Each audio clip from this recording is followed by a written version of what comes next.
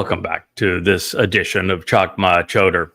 I'm here with the great Wookiee, who I'm sure will turn his attention to the camera momentarily. We're continuing to review a remarkable prophecy, one of the most interesting, I think, ever revealed.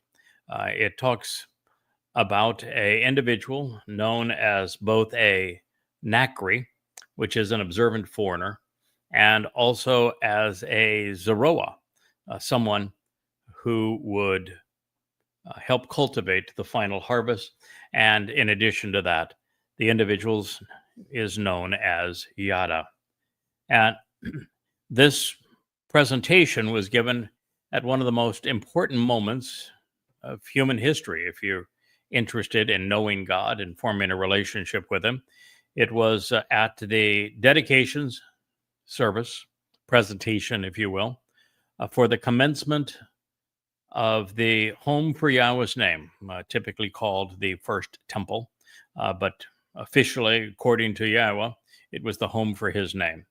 And it was on top of the Temple Mount in Jerusalem on Mount Moriah, and Solomon, David's son, had built this over the course of 7 years, laying the cornerstone in year 3000 Yah, which was 968 BCE, 4 years after his father's passing. So it was an extraordinary moment and time. This was the actual Sermon on the Mount. And we've gone through everything that was stated up to this point. And then we came upon this enormously telling prophecy where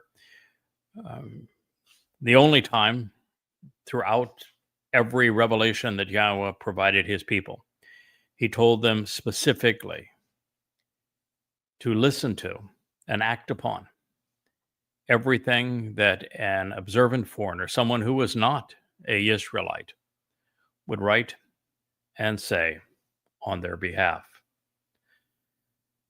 The prophecy reads, moreover, this is why, in conjunction with this, regarding someone else as the Nakri, this observant and discerning, especially responsive foreigner from a different ethnicity and geographic location, who will come to understand, who, to show the way to the benefits of the relationship, is not of your people, this Israel. Nevertheless, he will arrive at a moment in time for the harvest, and then he will return from a distant country after a long interval of time, and for the express purpose of being a witness, voicing answers regarding your, he's speaking to Yahweh, vitally important name and your influence as your hand, as an effective troubadour for trumpets, a prepared and capable person, willing to engage in battle, who is resolute, empowered, proficient, even loud, always intense, sometimes harsh, overtly direct, and often overpowering, who is dependable and steadfast, and who, as your Zeroah, the one cultivating the seeds sown for your harvest, who is fruitful in your ways when sowing the seeds which take root and grow, whom you have extended. Speaking of Yahweh, making him available to Israel. When he arrives on the scene and chooses to pursue this, coming, going, and returning for the harvest at this moment in time, then, unaffected by societal, political, or any religious influence, independently, he will help interested parties reconcile their relationship by providing those who exercise good judgment with the requested information and justifications to make a reasoned decision pursuant to this intervention regarding this familial relationship and the family home. 2 Chronicles 6:32. When you hear this, as if coming out of the heavens, listen to what comes from the spiritual realm, from within the location where you live, no matter where you are, and then engage and act accordingly, doing everything, which to show the way, the Nakri, this observant and responsive foreigner from a different ethnicity and geographic location, who understands, has proclaimed, and has invited you to read, summoning you for the express purpose of serving as a witness, a teacher who provides answers such that all of the people of the earth will have a genuine and ongoing opportunity to become familiar with Yada, to know, acknowledge, accept, and understand your name. Coming to respect and revere what pertains to you, simultaneously along with your people, Yisrael, the individuals who struggle and wrestle with the Almighty as they become those who engage and endure with God. And also so that you may know that, and they acknowledge, accept, and appreciate Yada. Because truthfully, it is for your name that he is designated and called, invited and welcomed, reciting aloud regarding the Mikre, concerning this house and family, which to reveal the correct path to walk, to give life meaning, I have built. Dabadiim ha yomim, words for the days, 633. I've gone through this now on 3 different shows, so it probably isn't appropriate for me to highlight every moment of it again and every word again. But there are a couple of aspects of it that I think we need to reinforce. And that is that the most important declaration here is that Yisrael has obviously forgotten and erased Yahweh's name. And that since there is no Yisraelite, not a single Yehud Jew, that is interested in or willing to introduce God's name back to his people, God found a goy who was willing to do it. And that central to the mission that I have been engaged on for the last 24 years is the reintroduction of Yahweh's name to the very people who have erased it.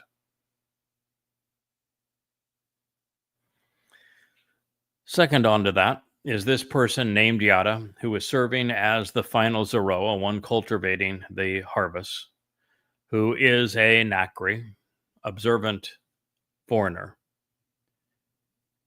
He is in a exceedingly challenging place because God just said that the entire world needs to listen to what he says and act, doing everything that he has asked you to hear, recite, and read. All of it. Now that means if I'm err by saying too much and thereby am mistaken in something, I could lead people astray. And of course, I don't want to do that.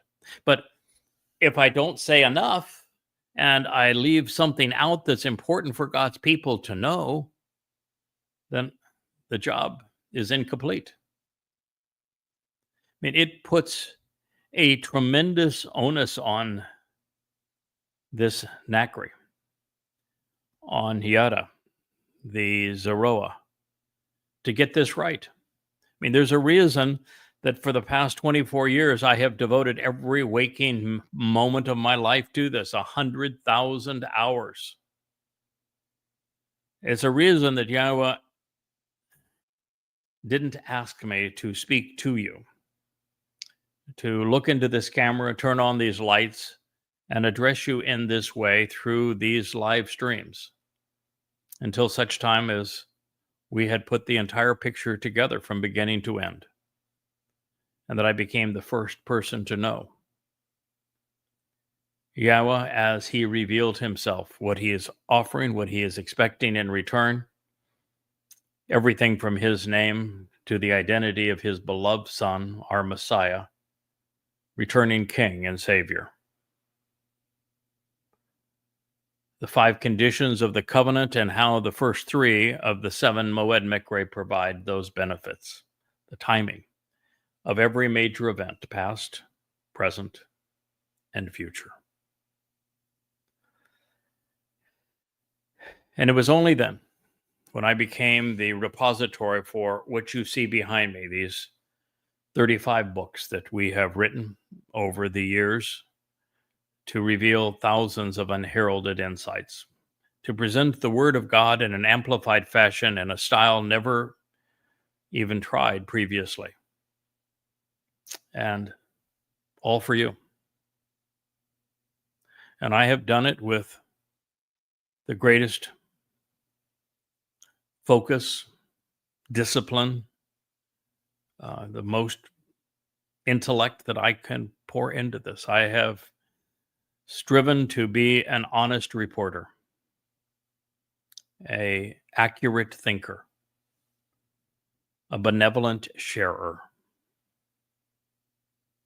and one who has written such that everything that I have said to you is readily verifiable.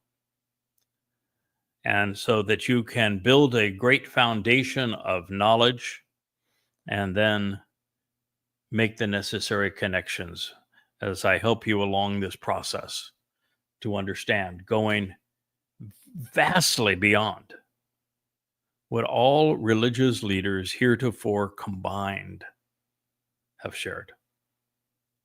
There is more in these books and as part of the YAHOWAH blog, pursuant to knowing God and engaging in a relationship with him, than every person who has ever written throughout time. Now, that's a lot to say, particularly when you're going and you're including, and I will include, the likes of Moshe and Dode and Yashayah, all in that group. Because the fact of the matter is, well, Moshe revealed a tremendous amount to us, much of it dictation from God, and he contributed a great deal through Debadim with his analysis of what Yahweh had shared and what he had experienced. We've gone beyond the Torah because we've been given information and understanding beyond the Torah. We've never added to the Torah in the sense of an unrelated addition or in any way a contradiction of it. But because of Dode's life living the Torah and Dode's Mizmor, particularly the 119th, even the 19th, explaining the nature of the Torah and how to observe it, we're put in a highly advantageous position. And then as we read Dode's Mizmor and he tells us how he walked out of the pages of the Torah to fulfill it, again, we can go even beyond where Dode went. Because we build on the foundation of the Torah, we provide a proper perspective on it through the witness that Dode provided. And then we can also analyze all time through the remaining prophets, putting the whole picture together for you. And that's why in these books behind me that are all based on my translations of Yahowah's testimony. We contribute more insights than all of them combined. And it's needed at this time. Because if you don't know what Yahowah is offering through his covenant, which no one had ever presented previously, if you don't know his name, if you don't know how Dod was spoken of in the Torah and a number of places, he's even named in the Torah, as is the one who is working with him. And if you don't know that, and then you don't know how Dod figured out that he should volunteer to serve as the Passover lamb, and that he's already lived 2 lives and will live a third, and that how that is not only possible, but actually happened, and that he's coming back for a third life, and that he won't be the only one who will have lived 3 lives. So will Elia and Yada. And all of the members of the covenant family will live 2, one eternal.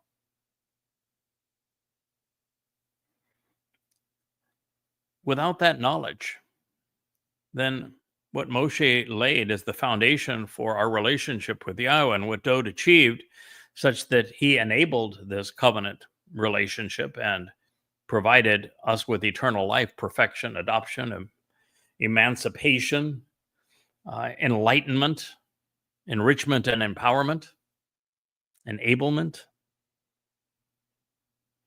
It was all for naught. Someone had to explain it to God's people. Because when you read the Torah and the prophets, one thing you find out, and you find this out very, very early on, is that the children of Israel, even before they were the children of Israel, were brats. They were ingrates. Abraham was chosen because he was unique in that he had walked away from Babylon. But I'm sorry to tell you, but Abraham was a jerk, particularly to Sarah. And he wasn't the sharpest tool in the shed either. And we know very little about Ishak. But we do know that Ishak was going to bless the wrong son. And then we know that Jacob had all sorts of issues. Almost everything that is written about Jacob is suspect, in the sense of he really never got it. And his sons were all over the board and rebelled right from the beginning, did really foolish things among one another. And finally, you get to the point of Dod, and his whole family essentially turns against him. Wives, kids, people, you name it. Yeah, Israel, you've been a mess. You know, in the Exodus with Moshe, you're a matter of days out of Towrah, where Bereshith was revealed, and where you had the meltdown over the golden calf. And Yahowah had to set the record straight by taking large numbers of you and actually ending your lives because you continued to be religious when he wanted was a relationship. And it wasn't but a short while after that, you were so ungrateful that you turned on God to the point that Moshe said, I quit. I can't do this job. These people are impossible. They're miserable. And you might as well just kill me because no one can deal with them. I'm finished. And Yahowah said, yeah, they're jerks. There's no question about it. They are irascible. They're ungrateful. They're obstinate. They are rude. They're every bad name you could throw at them. And yes, I am so disgusted with them. I'm done with them too. We're going to go through the motion. We're going to get them into the promised land. But our relationship with them is over. We're just going to go through the motion. And this is devastating. And so it would take a lot to resolve this. And when Yahowah tried directly, the children of Israel said, shut up and go away. We never want to see you or hear from you again. And Moshe had no interest in proceeding. And then when the spirit that had enabled Moshe was split amongst 70 elders of Israel, they all said, offered nothing, contributed nothing. Although there is a light at the end of the tunnel, because two people were introduced, my Dode, God's Dode, and Dode's supporter in that story. And we were also introduced to the Herald, this Nakri that's going to make such a difference in the end. Because ultimately, that rift in the relationship, this horrible tragedy of erasing Yahweh's name and writing him out of your lives and pretending to speak on behalf of a Hashem and a G-D, it's got you to where you are now, and you're about to lose your lives and your country. You're in a horrible situation, Israel. And until you accept and embrace Yahweh by name, and until you recognize who the actual Messiah and Son of God is, and your returning king, it's David, till you recognize that he fulfilled Pesach, Matzah, and Bakorim, and you understand what those 3 days deliver pursuant to the benefits of the covenant, until you come to this place, Israel, you're going to be among the casualties of the time of Israel's troubles, which begins in a year. And it's only going to get worse from here. So that is why we're here. That is why Solomon made this declaration. He says, you got one last hope. Yahweh has chosen a person that is not a Israelite. He's going to speak through him. And you need not only to listen, you need to act upon what you hear. Every bit of what I've just shared with you. Rebellion at this point is going to lead to your demise. Over the next 8.5 years, 2 of every 3 Jews are going to die. That's how bad it's going to be. Rather than the 6 million Jews that were sacrificed so horribly during the Holocaust, this time it's going to be 10 million. And of the 5 million that's left, most of them are not going to enter the millennial celebration of Sukkah, where the earth is returned back to the conditions experienced in Eden. Only a tiny remnant of the people are going to be there. But my job is to give every last ounce of energy and intellect and capability to maximizing the quality of the individuals who listen, who capitalize on the upcoming Shabuah harvest, the Teruah gleaning, the ultimate sacrifice of the Adamah Parah, the red heifer, cleansing the adulterous woman that is Yisrael, so that you can be betrothed to your returning king and celebrate their homecoming on Yom Kippurim, which is just 8.5 years away. Going to occur at sunset in Jerusalem, 6:22 p.m., the 2nd of October of 2033. This is the day of reconciliations. It is year 6000 Yah. That is the life I am offering. Now, somehow I do not think that I stumbled onto this prophecy a decade ago by happenstance. One or more of the Choter's 7 Ruach likely responsible. And I think we're all richer for the assist, because now we know specifically how God is working through his Choter and leading his people home. Now, at this point in his Sermon on the Mount, Shalomo, reconciliation, moved on to his concluding topic, which was defending Israel from the many foes who would face God's people between this day and the Nakri's arrival.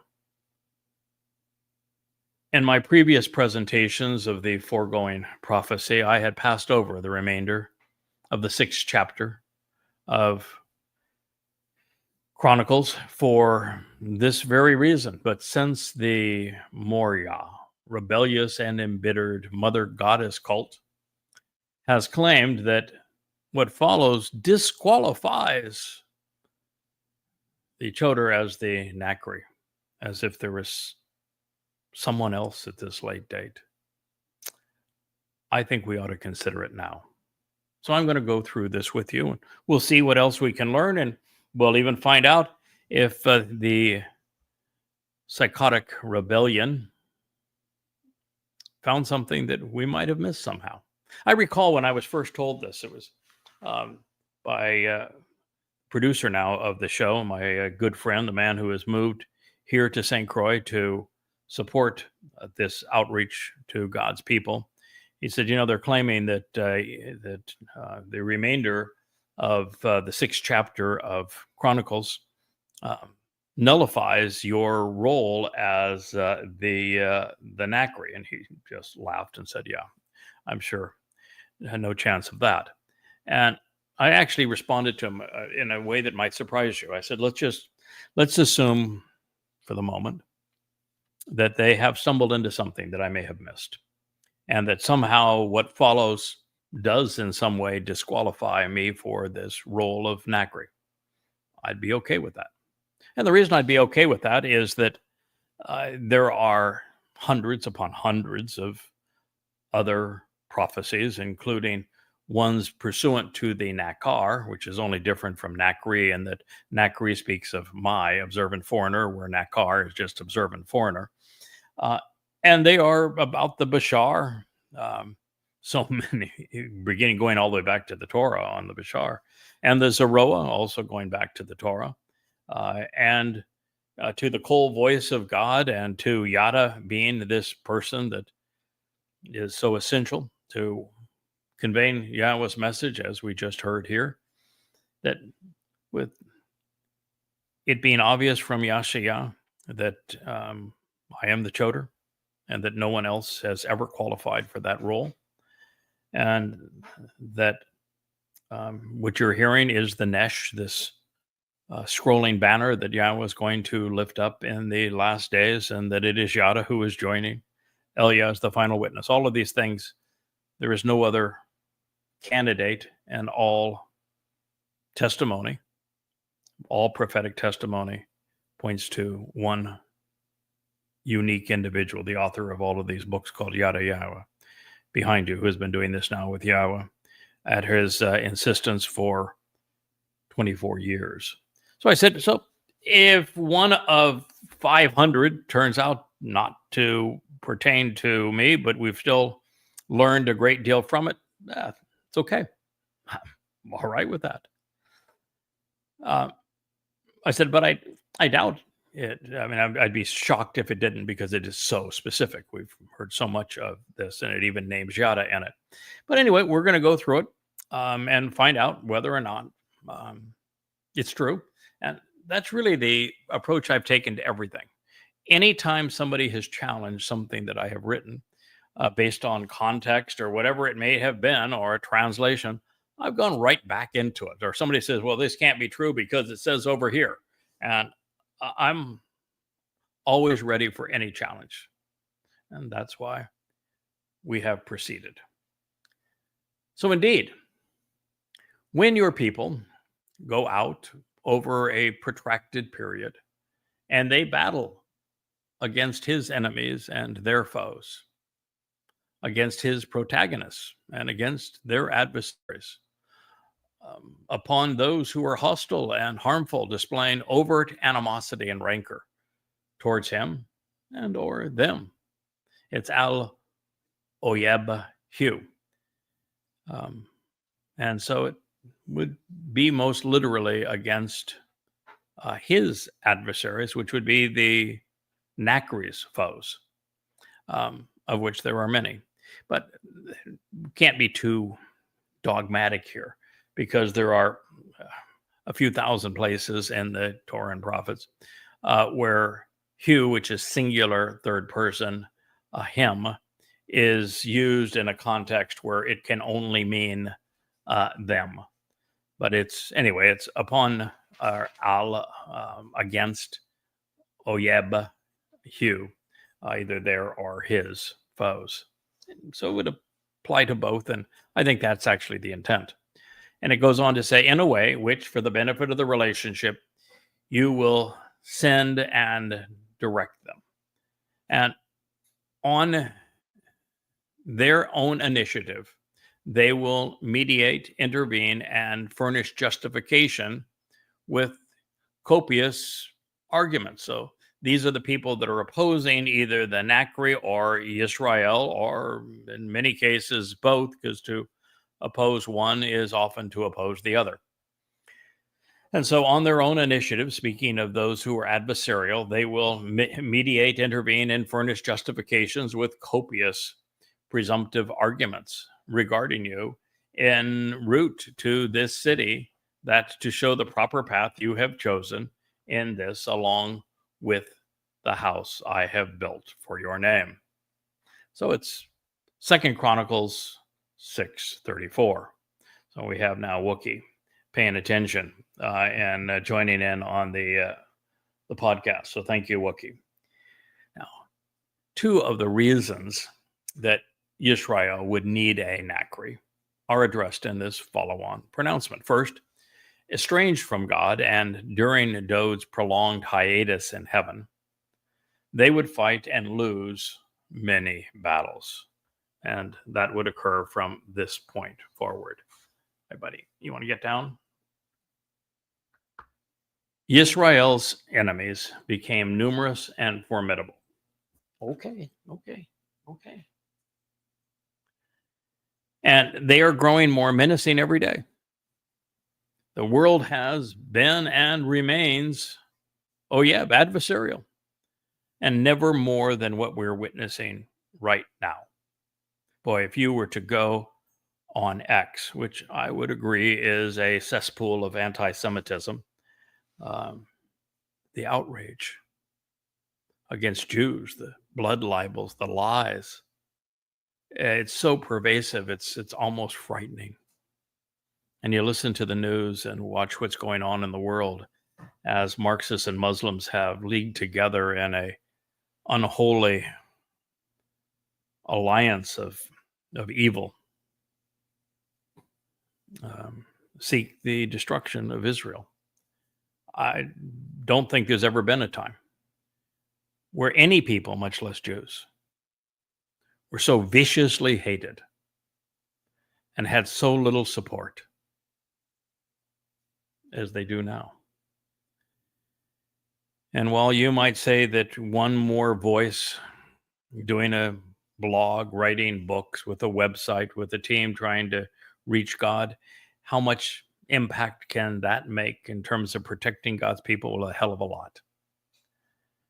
And the reason is that 100% of those who survive will have listened to what I have to say, what I've learned about Yahowah, will embrace God by name and act upon the conditions of the covenant and celebrate God's invitations to meet in the way they were intended, so that they might benefit and be spared from all of this and live forevermore. That's a lot. And Yahowah gets to come back with Dod because there will be family there to meet with them.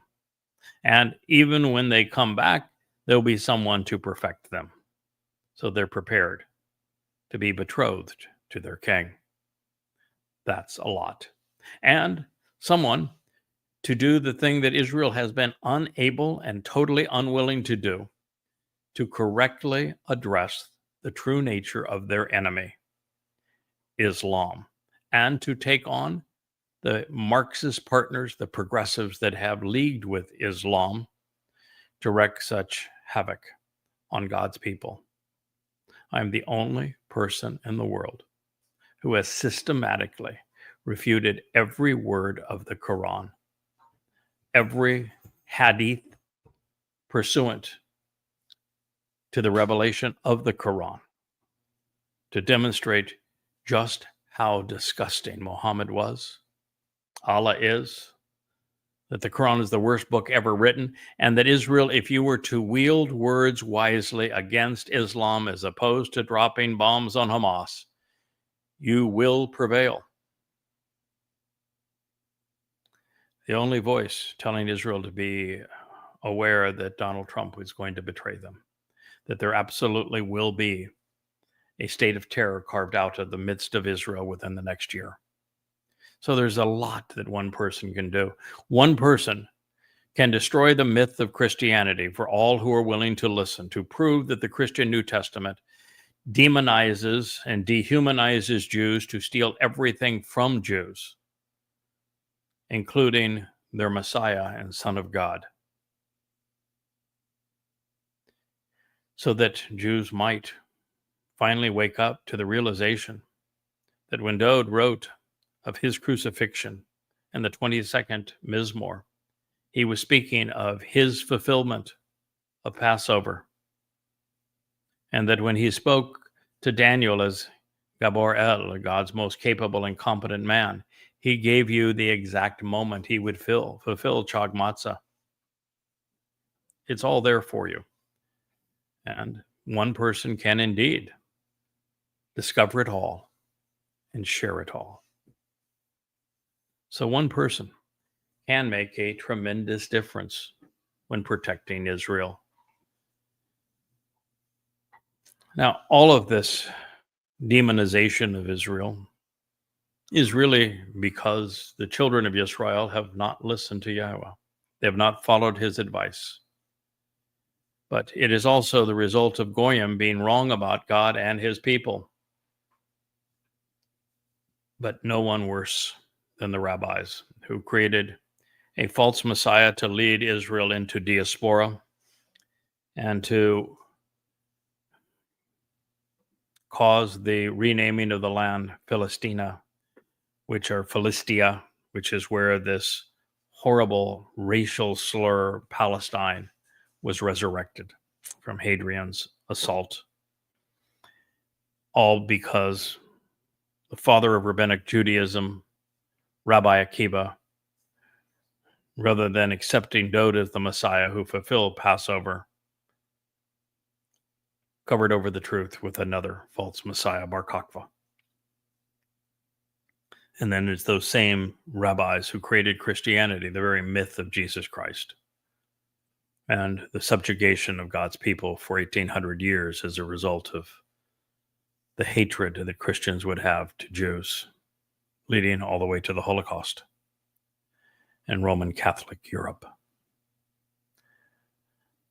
And if that were not enough, rabbis also created Islam. Without the rabbinical's contribution of Talmud stories, the Quran would not be perceived as a religious book, and Muhammad would have been relegated to an impoverished version of Genghis Khan, or Kublai Khan, or Tamerlane. That's simply the truth, whether you want to deal with it or not, whether you want to deal with it now or later. Rabbis have been the worst enemy of Israel. Second to this, religiously and politically, even socially and culturally presumptuous and meddling, Jews have intervened between God and man, furnishing copious justifications for their many Talmudic arguments against Yahowah. Their Babylonian Talmud serves as Exhibit T, replacing the Torah. This is one of the reasons an amplified translation replete with stems, moods, and conjugations is so vital to our understanding of what God conveyed to us. Now, in this case, the Hitpael stem reveals that religious Jews have done all of this on their own initiative. In particular, rabbis have written everything pursuant to the house for Yahweh's name, including God Shem, out of their religion. All of it. On a grammatical matter, it is likely the case with Hugh, his following Oyeb, enemies, that it is addressing Yisrael, which is a masculine singular noun. But it is possible that Hugh is affirming that the Nakri, who is also presented as masculine singular, has a share of foes whom Israel and he must contend. It is even acceptable to render Hugh as their as is the case in other situations like this throughout the writings. And while all three options have merit, the reference, I think, is most likely addressing Israel. So, you will listen at a particular moment in time from heaven to that which pertains to their wonderful request for intervention. And you will engage and act at this time to resolve the dispute with them while being just and rational. Tbnisrael ha-yomim, words of the day, 2 Chronicles 6:35. And so here we have reinforced advice inspired by Yahweh through Solomon that there will come a particular moment in time that Israel is going to listen to this voice that comes out of the heavens. And it's going to be pursuant to their request. Finally, they will request intervention, and they won't ask Hashem to intervene, but Yahweh. And then once they return to Yahweh, he will return to them at that time, and he will resolve the dispute with them while being just and rational. So once again, Hebrew grammar comes to the rescue. Both Shama, listen, and Asha, act, were scribed in the perfect conjugation. This means that there will be a time when Yahweh hears the request for intervention, as well as a period when he will engage. But it wasn't then or immediately thereafter, and it certainly wasn't ongoing. Therefore, it was not written in the imperfect. It is instead reserved for a time coinciding with the Nakri in the years before the family reunion. When God does respond, it will be to resolve the dispute that has separated he and his people. Oh, lo, these many years, 3,400, which is due to their propensity to be religious. At long last, reason will trump faith. Was commenting on Facebook, a group of rabbis were having an argument of whether the Messiah is one or many, and what the preference is in Judaism, and how the Messiah differs from the suffering servant. And I responded to them and said, you're taking a citation out of Isaiah without recognizing that the primary theme of Isaiah is that God hates Judaism. He hates religion. He specifically besmirches Judaism throughout the book. It's the single most pervasive theme. And here you guys are celebrating Judaism and having an argument in what is believed in Judaism about a quotation in Yeshaya about multiple messiahs and the suffering servant not being the Messiah. You get it all wrong. There's one Messiah, and he is the suffering servant. They're one and the same. You get that wrong, and you can't even recognize that the single most prevalent theme in Yeshaya, Isaiah, is God hates Judaism. What's wrong with you? But this is my audience. This is who I have to try to ultimately reason with. It's very difficult to reason with the religious. In fact, I'd say with the overtly religious, it's impossible. Evidence and reason means nothing to them. So it's a long road getting there, with more religious potholes than a gopher colony. Indeed, it is certain that they will continually be at fault regarding you, constantly going astray, bearing the guilt for leading many astray, because truly, there will be no one, not a single person, truly, there will be no one who will not be wrong and miss the way, incurring the guilt of leading astray. Do you hear that? It's the same message that is echoed throughout Yeshaya. That God looked, and over the course of 2,700 years, he found nada, a goose egg. No one, not a single Yehud, not a Israelite who would listen to him, who wasn't either led astray or leading people astray. There was none. Zippo. You want to know why God chose a Nakri, an observant foreigner? Is because there were no observant Jews. Jews are so bad that rather than listening to God when he says, listen, Yisrael, Yahweh is God, Yahweh is one, rather than listen to that, they parrot it back to him and then remove Yahweh's name. Speaking rather than listening, and then getting it wrong on the single most important aspect of it.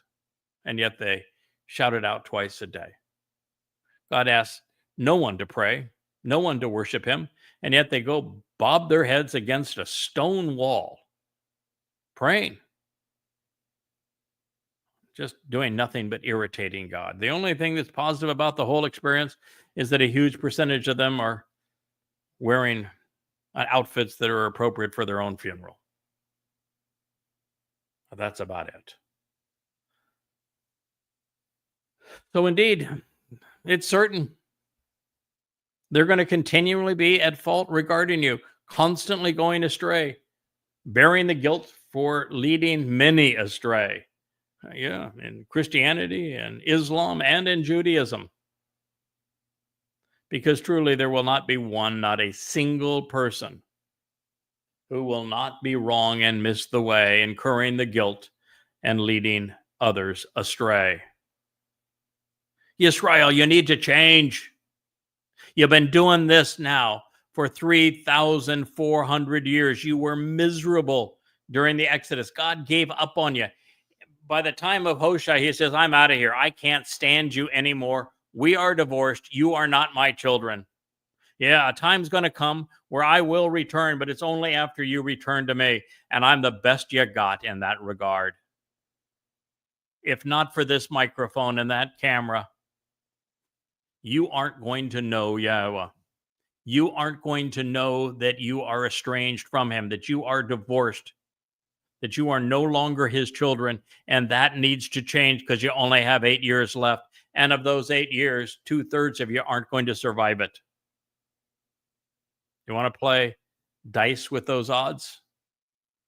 Or do you want to listen now? Because you're going to listen.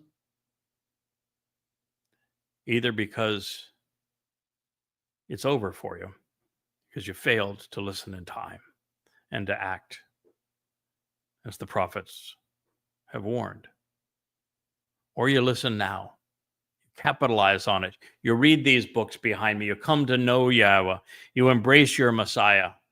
You start attending the mikveh as they were intended. When you come home. And you encourage others to come home. And when you enter Shamaim, you arrive with great fanfare because Yahweh looks at you and says, well done. Look at all of these family members who are here because you chose to listen early rather than late. And you responded and you learned and you taught. And you brought all of these others with you because you decided to abandon the rabbis and to abandon your politicians and to embrace your God and your Messiah and your King early enough to make a difference. I want you to experience that. I want to experience it with you. This is the most unique inheritance that's ever been offered, because typically when you have heirs and an inheritance, they're all vying with each other for who gets the biggest slice and who is left out. And in this case, it's the whole universe and then a spiritual realm beyond the universe that is infinitely bigger than this infinitely large universe that we're inheriting, including all time, being perceived as sons and daughters of the creator of the universe, such that the more of us there are, the richer the experience, because there's an infinite amount to give. And when there's more to share, it's a richer experience. So I'm trying to dilute the percentage of this inheritance I'm going to get, because if I do so successfully and there's more of you to share it with, It's going to be better for all of us. But I don't do it just for that reason. I do it because Yahweh wants it. He deserves it. I do it because of all that David has done to fulfill Pesach, Matzah, and Bakodim, and to share with you why he made that decision to do so, and he deserves your respect for having done so. There's lots of reasons for doing so. And part of it is, well, because there wasn't a single one of you willing to do so. If I also said no, then it's all for naught. No one knows. Therefore, by the way, somebody might say, oh yeah, I got to just find somebody else. Oh yeah? Why do you think that Yahweh was so insistent after Moshe said, no, I don't want to do this? That it be Moshe. That he stoops to the point and said, listen, your brother's a blabbermouth. He's coming around the corner now. If you don't think you speak very well, we can speak through him, even though he turned out to be a scoundrel. Why do you think that was the case? Do you think there was a plan A, B, or C if Moshe said no? I don't think so. What if Dode decided he didn't want to be the Messiah? He didn't want to be the Son of God. He didn't want to be the king. He didn't want to defend Israel. He didn't want to come back and suffer the indignity of being the Passover lamb and taking our guilt into Sheol on Matzah. He didn't want the responsibility of being the returning king. Where do you think God was going to go to find a replacement for David, his chosen one, the most exceptional people in all of history, the great and soaring intellect, the marvelous orator and songwriter and singer, great thinker? Where was he going to go to find a replacement for David? And so I'm here to tell you that no, Yahweh would not have found a replacement. He had found a way to convince me if I said no 100 times. Because just like Moshe offered credentials that nobody else had, he had walked away from the religion and the politics, the conspiracy, the economic caste system, the militancy of Egypt. He knew they were wrong. He left them. But he knew them and despised them, which means he was the only person qualified to oppose them, to work with Yahweh to release his people. And I had been knee-deep in religion and politics and patriotism, all of these things. Youngest ruling elder in the history of the Presbyterian Church. I taught evangelism. I taught Bible studies. I was Jerry Falwell's closest friend. I was in it deep. And I was very political. I could list the number of top-ranking politicians that I've had to my home and been in their home, and it's an impressive list. And I left it all. I realized it was all fake. There was no basis for any rational individual who is informed to accept Christianity. It's so easily disproven, so readily disproven, so obviously untrue. And every politician I met was a scoundrel. It was the arena of egos. They were disgusting, all of them.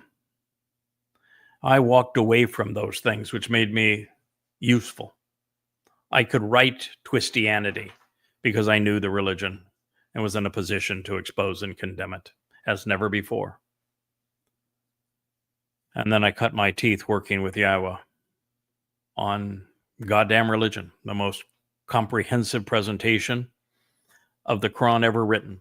The first ever to put the Quran in chronological order, to set it into the context of Muhammad's life, and to document its meaning based upon combining the Hadith and the Quran together for a cogent expression of just how vile Muhammad was, how deadly Islam is, how demonic Allah is, how deplorable the Quran is.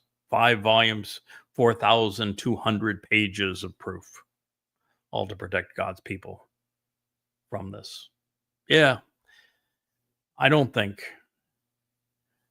Yahowah was out shopping for candidates.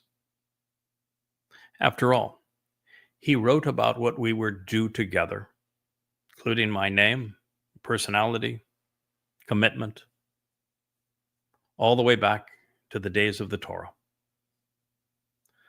So I think he was pretty certain he was going to get the man he wanted. He always does.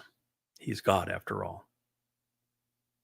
And what Moshe found is the same thing I found, and there are times where it becomes a challenge, but ultimately working with Yahweh is the greatest job in the world, greatest job in the universe, most rewarding job in the universe. Therefore, you will be indignant and furious with them, and so you will offer them up, giving them unto the presence of an enemy, so that they are taken captive, with them hauled away as slaves by their captors to a land or place both far and near, and a time distant as well as quite soon. Dabadim, words of the day, 2 Chronicles 6:36, and it would play out exactly that way with the Assyrians, with the Babylonians, with the Romans, with the Roman Catholics, with the Muslims, the Ottomans, Muslims again, the Nazis, and most recently October 7th with Muslims again. And it's all because God gave up. You were so irascible, so religious, so contentious with God, he gave up on you. He left you. Now, he made a promise to Abraham, and he honors all of his promises. He worked with his son to reconcile the relationship, and he's going to make certain that his son's commitment and sacrifice pays dividends and is honored. And that's why I'm here, to reintroduce you to this. And quite frankly, I'm going to be rejected. Just as Yahweh was rejected by the vast preponderance of Israelites, I will be rejected by most, but not by all. And so long as there are, and there already have been, many Yehud who have listened, we prevail. I can go to Yahweh now and say, here are your children that we have found together and brought home, and have a smile on Yahweh's face, but we're not done. There will be more, and I want you to be among them. God wants you to be among them. But you need to recognize that God has viewed that you have been continuously at fault, and that you have constantly gone astray, that you have borne this guilt such that there isn't a single one of you. At the time I started, there wasn't one of you who wasn't guilty. And therefore, Yahweh was indignant. He has been furious. He has been furious since the Exodus. And you caused it. God rejected you because you rejected him.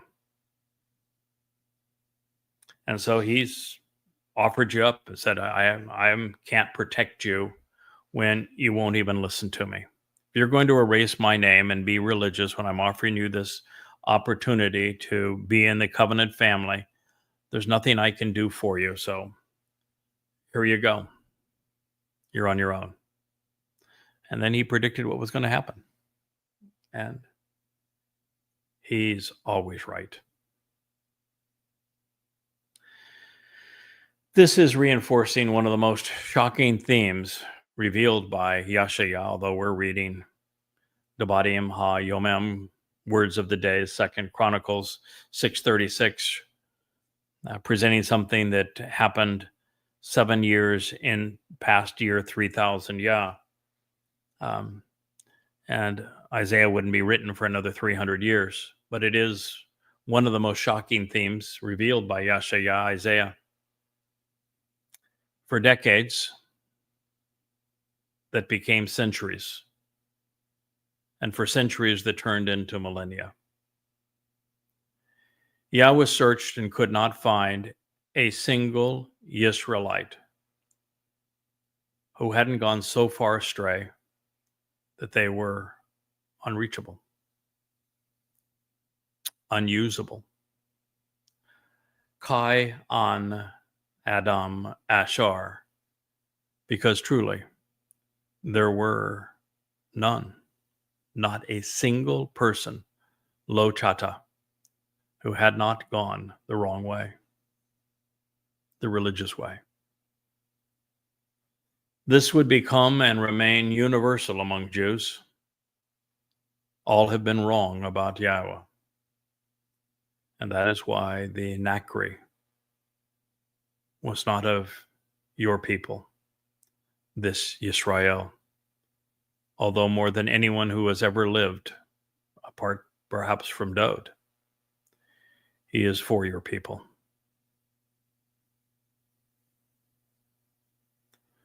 Battling to defend your people, ultimately laying down his life for your people. The fact is, rather than pleasing God, the unknown Hashem of Judaism, with their rote prayers, their religious rules, their onerous laws, and their argumentative texts, bowing down to a stone wall laid by a horrible traitor of Israel, rather than claiming the Temple Mount and celebrating the relationship with God devoid of those hideous Islamic scars. All Jews have done is make Yahweh angry. I'm sorry if that bothers you, but it's the truth. It's repeated hundreds and hundreds of times through the Torah and prophets. What I'm telling you is what God says. If you don't like it, change. As God says, shub for shub, or no shub for you. Do you know what that means? Return, and Yahweh will return to you, or there will be no return for you. Shub for shub, or no shub for you. Most everything in rabbinic Judaism is wrong. Rather than enlightening and emancipating Jews so that they can engage in a relationship with Yahweh, rabbis have indoctrinated and constrained them for their own enrichment. For God's people, the only answer is to change, leaving the rabbis and returning to Yahweh. But that's surprisingly difficult because Yehudim have been brainwashed for centuries by religious leaders, and it's been prevalent since shortly after this was spoken. So the text reads, but by coming back, shub, changing and returning, and their best judgment, with improved attitudes and ambitions, while in the country which they will be held as captives, and by turning around and changing so that they can be restored, shub again, they would take the initiative to independently pursue a more favorable consideration towards you, showing some appreciation, some kindness, some affection for you while in the land of their captivity. As a result, they would say, we were wrong in missing the way and leading others astray. With our corruptions and perversions, our propensity to bend and twist, and our wicked wrongdoing, such that our being evil has left us covered in our guilt. Dabarim Hayomim, words of the days, 2 Chronicles 6:37. There was no shub for shub while the Israelites were hauled away by the Assyrians. They remained lost and estranged. There was no shub for shub while under the captivity of the Babylonians. They returned, but they continued to be religious, corrupt, and horrible things happened thereafter. There's a litany of abandonment by God. When the rabbis broke under the St. Paul being the first to call himself a rabbi, and he created the counterfeit of Dode in 52 CE, and robbed Jews of their dignity, of their Messiah, of the Son of God, of their Savior, of the benefit of Passover, matzah, and Bakurim, even Shabuah, rabbis did not confront him. And they allowed the myth to grow and become pervasive, such that it would rob billions of their souls and rob Jews of their salvation and their relationship with Yahowah. And it just got worse from there. To finally, God says you are going to have a period of time where even in your captivity and the midst of your corruptions, that you are going to admit that you were wrong. That time is the time of Jacob's troubles, Israel's troubles. The key to understanding that is the fact that Israel's troubles is based upon the term shar, T-S-A-R, and Sarah, the plural, the feminine of it. And what it means is to be confined in an adversarial condition. What is approaching on Israel that starts May 22, 2026 with Shabuah and ends 24 September 2033 with Teruah is the time of Israel's shar, confinement, adversity, affliction. When Israel's going to be overrun by jihadists, well, Israel is essentially going to become a large prison where Jews are abused by every country on earth, isolated. And it is during this time, this last 7 years, the time of Jacob's Sar, confinement and troubles, that many Jews are going to recognize, yeah, we've been wrong. Religion has estranged us from God. Calling God Hashem as opposed to Yahweh has been wrong. Not recognizing that Dode is the returning Messiah and our King, and that he fulfilled Pesach, Matzah, and Bakurim was wrong. And we're going to accept our guilt. Because by accepting the Messiah and his fulfillment of Pesach and Matzah, it's all carried away and become perfect in God's eyes. This is what is being foretold. Now, Yahweh has his prophets repeat themselves on a number of occasions, because with Jews, getting them to change is like slapping a rock wall that accomplishes very little other than to hurt one's hand. And the message is that reason must replace faith, and recognizing that Yahweh's way is correct and that the religious path is wrong. And I can assure you, while religion is based on faith, what God presents is knowable, and knowing is vastly superior to believing. And with God, he provides so much information, so many marvelous insights, such a broad picture of his intended relationship with us and how we can capitalize upon it. You can make the connections between everything he has said, such that through being, by making these associations, you can transcend beyond knowing, which is vastly beyond believing, to understanding and comprehension, which is the most powerful force in the universe. That's what God is offering, and where I want to take you. Now, there is an interesting twist in this pronouncement I don't want anyone to miss.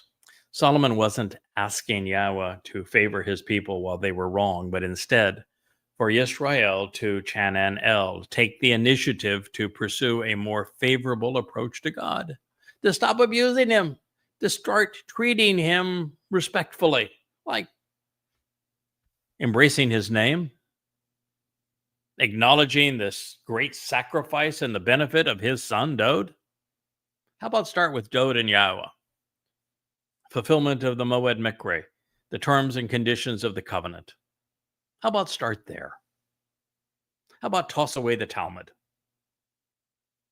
How about finally recognize that you don't have a politician in Israel that's worth a damn, and that Netanyahu's re-entry into Gaza to bomb Gaza into submission, yes, sure, the Muslims who perpetrated 10/7 and who celebrated 10/7 deserve what befell them, and these Islamic jihadists are miserable, and they will continue to lash out and try to kill Jews.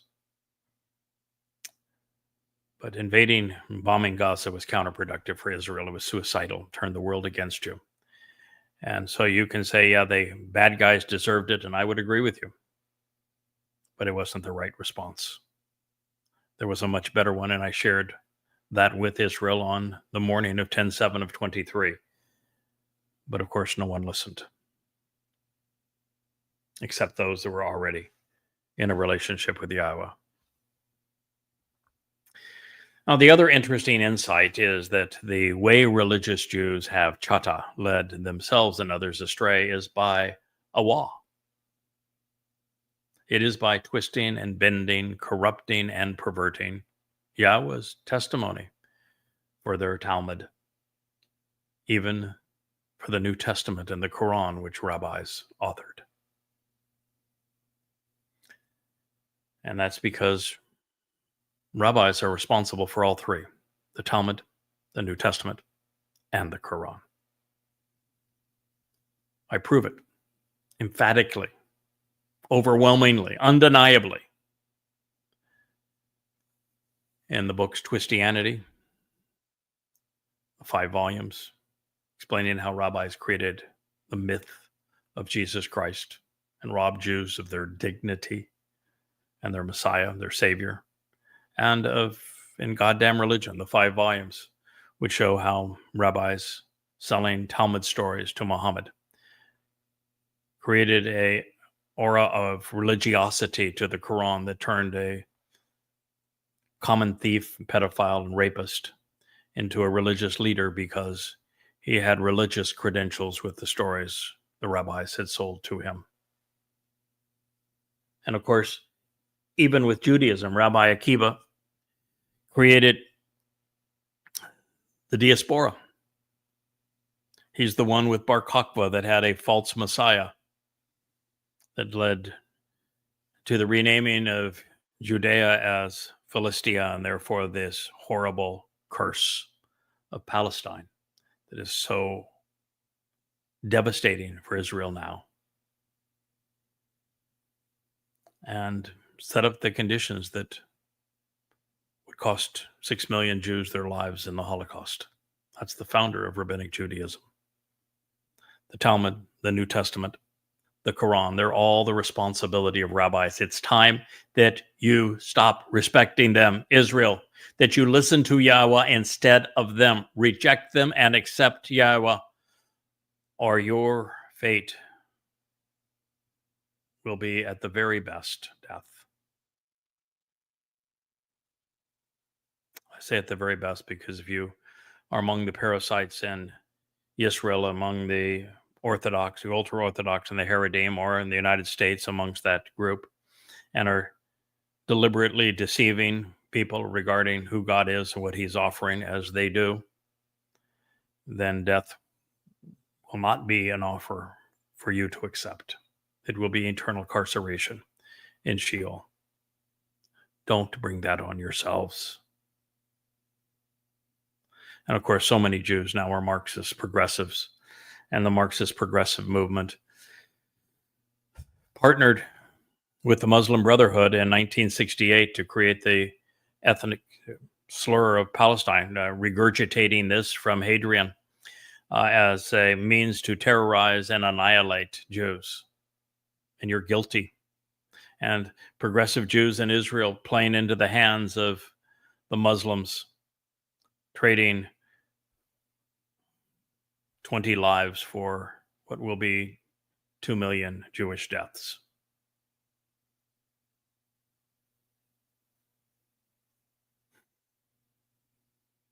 God's people are slandered in Russia. Religious guilt. So, as if addressing the proverbial rock wall for the fourth time, we read, and this will be our last statement of this program. We've gone over the hour mark, and I don't want to overstay my welcome with you. I want to continue to earn the opportunity to speak with you, to lead you home. And so I'm going to share this. We'll rejoin this program at this statement tomorrow. So should they change and come back to you? Shub for shub, or no shub for you? Shub. Should they change and come back to you? By exercising good judgment with a completely better attitude. Ba kol leb him. And all of their heart, and with all of their soul, their entire consciousness. Ba kol nefesh him.